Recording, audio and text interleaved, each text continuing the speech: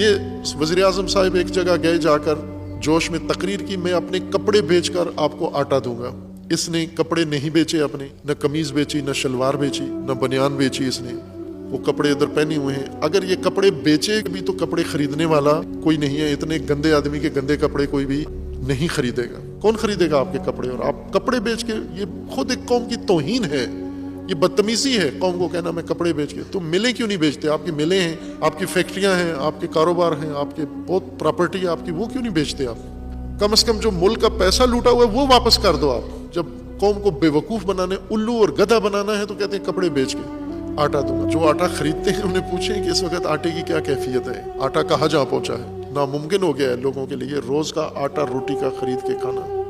ہر چیز مہنگائی میں آسمان پہ جا پہنچی ہے، اور دیوالیہ ہونے کی علامت یہ ہے، خود اسٹیٹ بینک نے ایک طرح سے اعلان کر دیا ہے کہ کوئی بینک پاکستان میں کوئی ایل سی نہیں کھولے گا۔ ڈالر بینکوں میں ناپید ہو گیا ہے، مارکیٹ میں ناپید ہو گیا ہے، ڈالر نہیں ملتا پاکستان میں، اسی کو دیوالیہ کہتے ہیں۔